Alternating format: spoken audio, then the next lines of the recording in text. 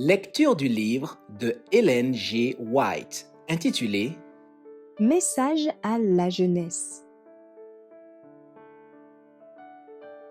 Chapitre 150. Fiançailles avec des non-croyants. Chère sœur L, j'ai appris que vous projetiez de vous marier avec une personne qui ne partage pas votre foi religieuse, et je crains que vous n'ayez pas suffisamment considéré cette affaire importante.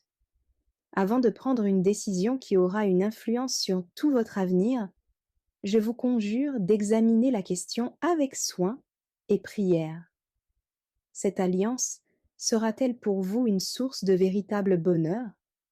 Vous aidera-t-elle dans votre vie chrétienne? Plaira-t-elle à Dieu? Donnerez-vous un exemple que d'autres pourront suivre? La pierre de touche de l'amour. Avant de se marier, toute jeune fille devrait être sûre que celui à qui elle va unir sa destinée en est digne. Quel est le passé du partenaire choisi? Sa vie est-elle pure? L'amour qu'il exprime est-il d'un caractère élevé et noble, ou n'est-il qu'un sentiment superficiel? Ce jeune homme possède-t-il les traits de caractère qui rendront son épouse heureuse? Peut-elle trouver la paix et la joie véritables dans son affection? Lui, sera-t-il permis de conserver son individualité, ou bien son jugement et sa conscience devront-ils être soumis au contrôle de son mari? En tant que disciple du Christ, elle ne s'appartient pas. Elle a été rachetée à un grand prix. Pourra-t-elle honorer les droits du Sauveur comme des droits souverains? Conservera-t-elle pur et saint son corps et son âme, ses pensées et ses desseins? Ces questions ont une portée vitale pour le bien-être de toute femme qui contracte un engagement en vue du mariage. La religion est nécessaire au foyer. Elle seule peut empêcher les erreurs douloureuses qui aigrissent si souvent la vie conjugale. Il ne peut y avoir un amour profond, fidèle et généreux que là où le Christ règne. L'âme sera liée à l'âme, et les vies des époux se fondront harmonieusement.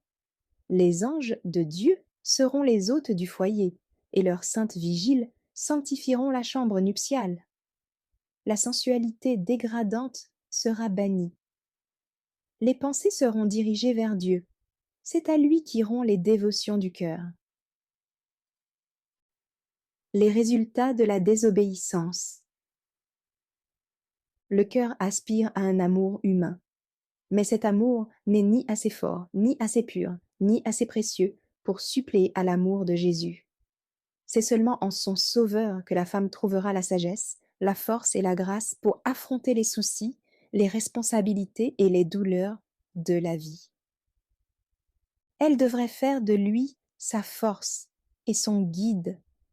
Que la femme se donne au Christ avant de se donner à un être terrestre, et qu'elle ne contracte aucun engagement qui puisse l'en empêcher.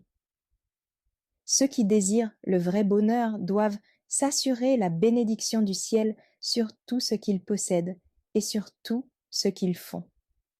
C'est la désobéissance à Dieu qui remplit de détresse tant de cœurs et tant de foyers. Ma sœur, à moins que vous ne vouliez un foyer d'où les ombres ne disparaîtront jamais, ne vous unissez pas à un ennemi de Dieu. Vous devrez entendre ces paroles au jour du jugement. Je vous conjure donc de réfléchir à la décision que vous allez prendre. Demandez-vous, un incroyant ne détournera-t-il pas mes pensées de Jésus? Il aime le plaisir plus que Dieu. Ne m'amènera-t-il pas à aimer les choses qu'il aime? Le chemin de la vie éternelle est abrupt et raboteux. Ne vous chargez pas de fardeaux qui retarderont votre avance. Je voudrais vous avertir du danger que vous courez avant qu'il ne soit trop tard. Vous prêtez l'oreille à des paroles douces et plaisantes, et vous finissez par croire que tout sera bien. Mais vous ne discernez pas les motifs qui inspirent ces beaux discours.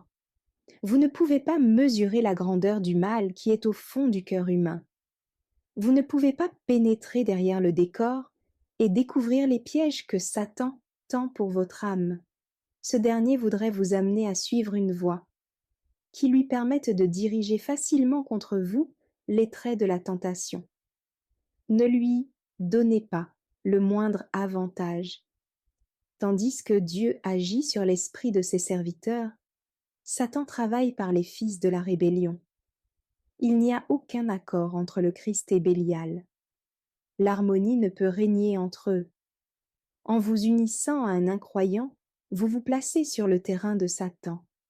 Vous contristez l'Esprit de Dieu et vous perdez sa protection. Oserez-vous affronter un si terrible désavantage dans votre bataille pour la vie éternelle? Un engagement rompu. Vous direz peut-être, mais j'ai donné ma parole. Comment pourrais-je maintenant la reprendre? Je réponds, si vous avez fait une promesse contraire aux Écritures, il faut absolument l'annuler sans délai. Puis, humblement devant Dieu, repentez-vous de la folie qui vous avait amené à faire un vœu inconsidéré. Il vaut bien mieux reprendre une telle parole dans la crainte de Dieu que de la tenir et de déshonorer ainsi votre Créateur. Souvenez-vous que vous avez à gagner le ciel et à éviter une voie qui conduit à la perdition. Dieu veut dire ce qu'il dit.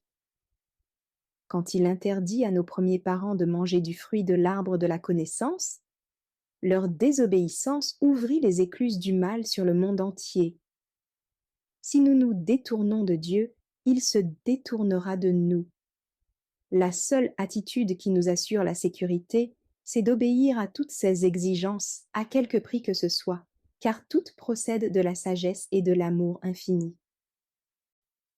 Un jugement mûr. Le bien de la société, ainsi que les intérêts supérieurs des élèves, exigent que ceux-ci s'abstiennent de choisir le compagnon de leur vie, alors que leur caractère n'est pas encore développé, que leur jugement n'est pas parvenu à maturité, qu'ils sont privés des soins et de la direction de leurs parents.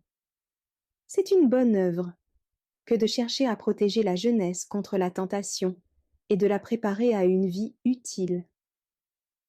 Il nous plaît, dans nos institutions d'éducation, de voir reconnaître l'importance d'une bonne discipline à exercer sur la jeunesse.